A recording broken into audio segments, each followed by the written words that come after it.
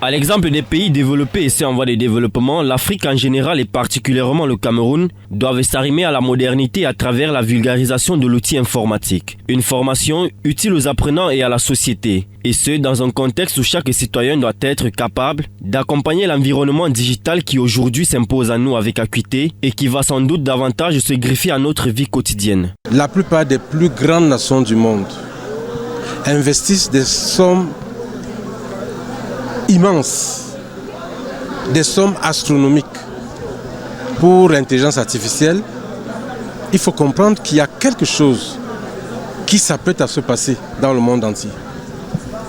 Et il faut que les Africains soient prêts, qu'ils soient outillés, qu'ils soient formés à l'utilisation de l'outil informatique. Il est donc primordial que les populations soient massivement formées dans tous les pays d'Afrique, y compris celles des zones rurales. C'est la raison pour laquelle nous mettons un accent particulier aussi pour les populations rurales.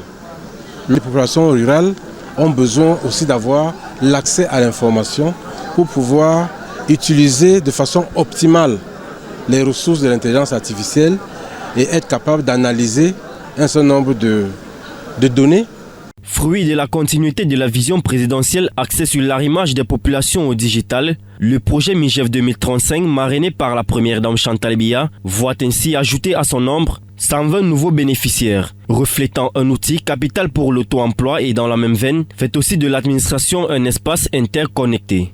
Au sein de l'unité administrative, nous savons que le monde est un espace interconnecté.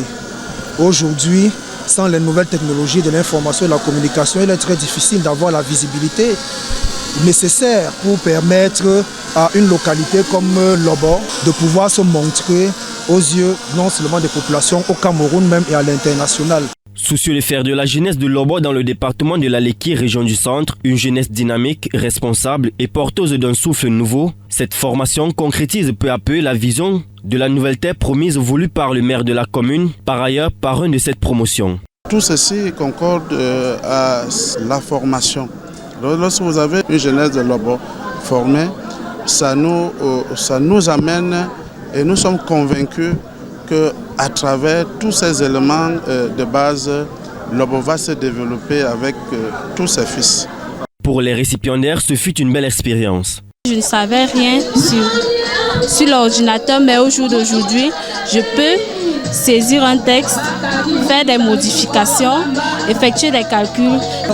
On nous a appris comment manipuler Word, comment maîtriser Excel, comment utiliser les réseaux sociaux, comment entreprendre également sur les réseaux sociaux. Donc c'était vraiment une formation très riche. Et nous en sommes juste gratifiés, nous sommes très contents. Vraiment, je remercie grandement le représentant résident, M. Aman Claude Abanda, pour tout ce qu'il fait pour nous sortir de l'analphabétisme informatique. Notons que la cérémonie se déroule en marge de la 9e Assemblée Générale du Rassemblement Fraternel pour le Développement de la Leki, RAFDEL, marquant la clôture de la phase 1 du projet de développement du RAFDEL.